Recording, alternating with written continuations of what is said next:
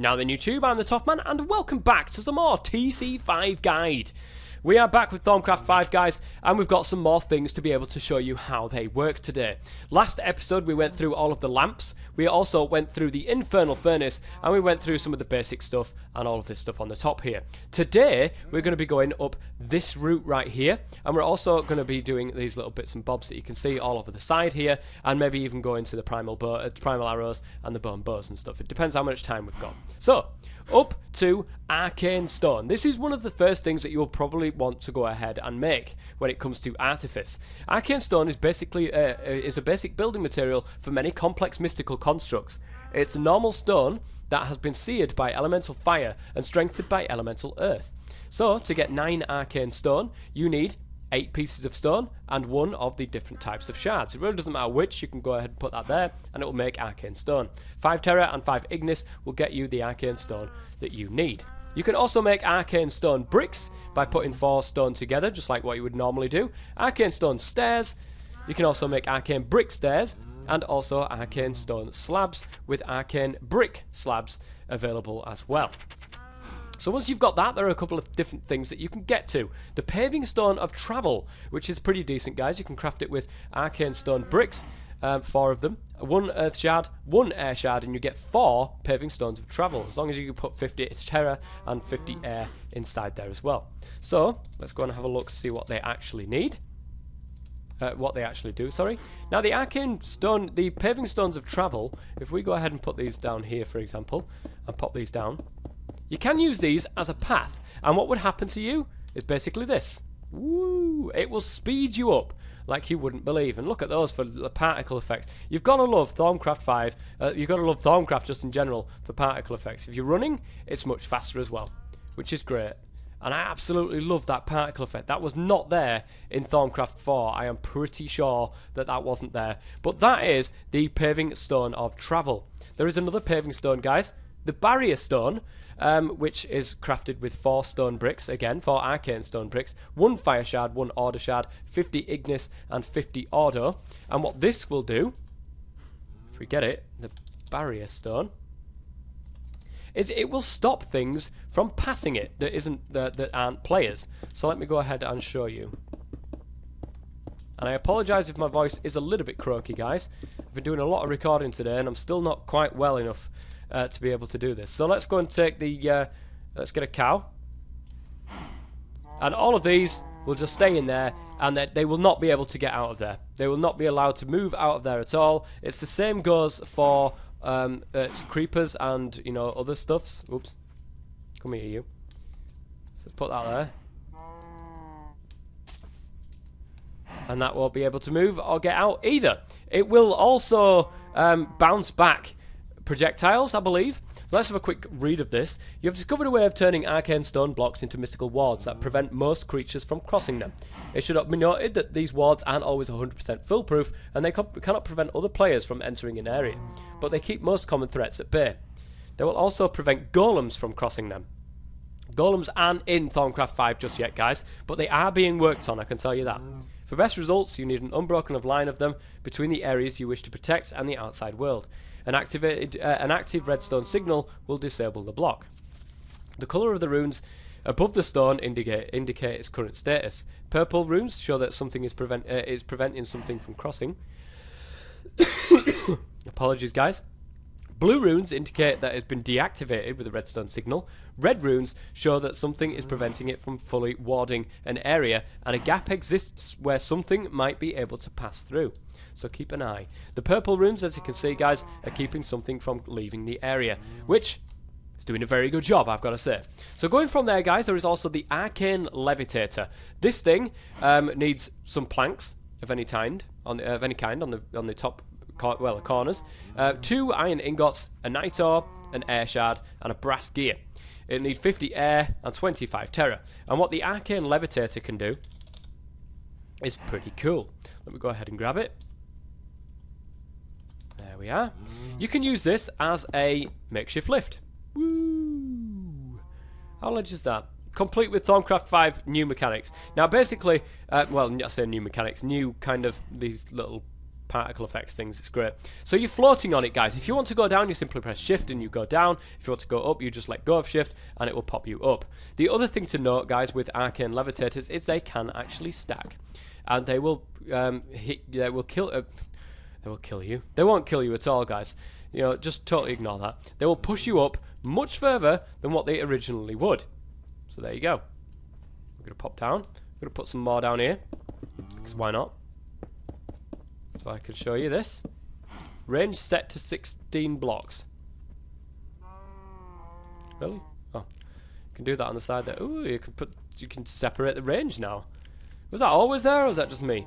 But anyway, you can stack them up, and you can see much higher, much higher, which is great. Let me go and get back down again and read that page so you guys, just in case something has actually changed with those that I haven't seen before. When levitating something, it consumes 2 air CV per second from the aura. That's the change that's been made, okay? When placed, the levitator lifts any item or creature up to 8 blocks into the air. A sneaking creature or player will slowly be lowered. The levitator can be placed in any orientation, and when placed horizontally, will push creatures along while keeping them aloft. A toggle on the back of the device allows you to alter the range of it, of which it operates. It also changes the amount of CV it uses. So it seems as if the Arcane Levitator, and this is something I didn't actually know, guys, I thought it was the same, but it seems as if the Arcane Levitator works this way now. Whew. I'm pretty sure you couldn't do that before, but I could be totally wrong by saying that. But there you go. And that's a nice little thing, actually, maybe for like a mob trap or something like that. That could be pretty useful. The Arcane Levitator then, guys. Next on the list, the Thaumostatic Harness. Is it a bird? Well, everybody knows how to use this that have played Thaumcraft in the past, and it's basically something that will allow you to fly like you are in sort of creative mode. So 2 air shards, 2 iron ingots, 2 brass plates, 2 great wood planks, a morphic resonator, and a leather tunic with 32 machina, 16 motors, 32 potentia, and 32 velatus will give you the Thaumostatic Harness. So let me go ahead and grab it. There it is. It's important to note that it won't just work. I'm in creative mode, so it will just work for me. But it won't just work like that. What you need to do, guys, get it into your inventory there. And, whoops. Where is it? There it is. Shift and right click. It's not doing it. Has it changed the button? The harness is powered by Vis. It draws directly from local aura. Okay, a single unit of air and Ignis Vis provides enough power for 1 second of flight. The harness has an internal buffer that stores enough for Vis for 10 seconds of flight if the local aura is depleted. Pressing H while wearing the harness activates or deactivates it. It can be enchanted with haste enchant to increase the speed at which you move while flying. The harness will not reduce your block breaking speed while you are flying with it. So basically just press H. And there we go. You can see it on the left-hand side there, and we can go ahead and fly with it. It's extremely slow and very painful to watch. It really is. But again, you can enchant it with the haste, and it will speed that up for you. There's an add-on for the Thaumostatic Harness, guys, called the Thaumostatic Girdle, and that is something that is worn in the bauble slots. So, the Thaumostatic Girdle, you need an air shard, an earth shard, 2 gold, 2 feather, and one of those mundane belts I told you about in the last episode. 32 air, 16 motors, 32 potentia, and 16 velatus. And this thing will, if we go ahead and grab one, and then stick it into my bauble slot, which is right here, the girdle, the belt slot right there, it will greatly increase your potential to fly.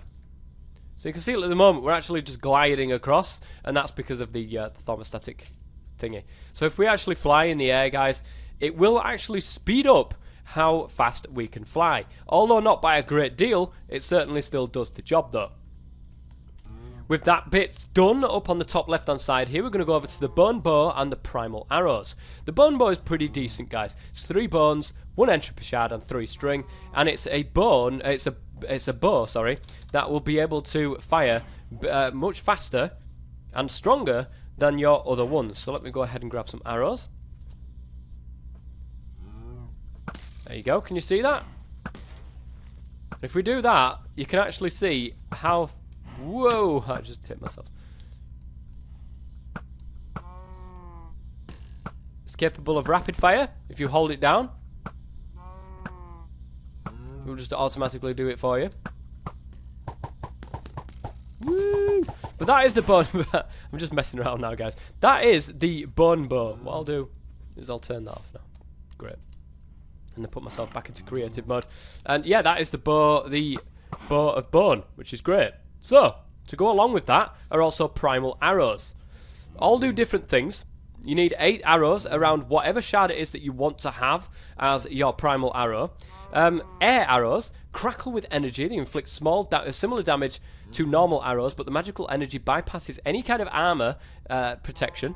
Fire arrows inflict pure fire damage and set their targets alight, which is pretty obvious. Water arrow inflict normal damage, but chills your target to the bone, reducing their movement speed. Earth arrows have no special property beyond packing a lot more punch than normal arrows. Order arrows, this arrow does a little less damage than normal, but it bypasses armor and leaves your enemy weakened. Entropy arrow, this arrow does slightly less damage than normal, but inflicts the withering effect on whatever it hits. Primal arrows cannot be picked up from the ground, and the infinity enchantment has only a 1 in 3 chance of preventing a primal arrow from being consumed. So keep that in mind, guys, and those are the primal arrows, which is fantastic. So, the one other thing, Arcane Bellows. These things can be crafted with 4 planks, an iron ingot, an air shard, and leather. 25 air and 10 auto will give you one of these. Now, these have got numerous different uses. Arcane Bellows perform much the same function as its mundane counterpart. The only difference is that it happily pumps away by itself, sending forth a stream of never-ending air. Attaching it to an infernal furnace has shown some interesting results. The elemental infused air not only stokes the flames, increasing its smelting speed, but causes them to burn much purer, resulting in a reduction of flux generated and increasing the chance of creating bonus nuggets and other materials when smelting. So keep that in mind there, guys. They can also be attached to normal or essential smelteries to increase their speed. That is a new thing. It is also possible to attach them to crucibles to reduce the time it takes for their water to boil. Bellows can be deactivated by applying a redstone signal. You are more confident, more uses will reveal themselves eventually. Interesting. So there are the Arcane Bellows. The other thing is the Redstone Relay, which is pretty interesting actually. 3 stone slabs, a brass gear, an order shard, and a redstone torch with 25 ignis and 25 auto will get you one of these. You have always been curious about the seemingly negative reaction between mystical devices and redstone signals. You have studied the matter, and while it is a well-known phenomenon that redstone inhibits magic, you have discovered that in special circumstances the opposite can be true as well. One practical application of this is the Redstone Relay. By sending a redstone signal through a mystical substance like Vs crystals, you can inhibit it as much or as little as you want. Relays are placed much like redstone repeaters, with their output side marked by a redstone torch. Unlike repeaters, relays have 2 toggles. The rearmost one determines the minimum input signal required to overwhelm this inhibiting effect and allow the relay to activate. The front toggle, next to the redstone torch, determines how strong the redstone signal is that the relay will output once it's active. Now, let me go ahead and set a little bit up for you and show you how this works. So here we are, we've got a tiny little basic setup of exactly what I'm trying to show you here. You've got the input, which basically is when it turns on. The signal turns on. Now it is only set at 1. So if you've got a signal that's over here, for example, the signal over here would be slightly less. If we turn this way up to 15, you can see it actually turns off. Apologies, guys. It actually turns off because the signal isn't a pure signal up until here, so it will just turn it off. And it's a toggleable thing. It's something that you'll be able to change just by right-clicking this little bit here. So this is all the way up to 15, and this thing will stick because it's right next to it. You can also toggle how strong you want the output signal to be. And from here, you can see you can be at 15, and it will just start over again. If we actually move this over here, guys, you will see that if we change this to 15, if we change this to...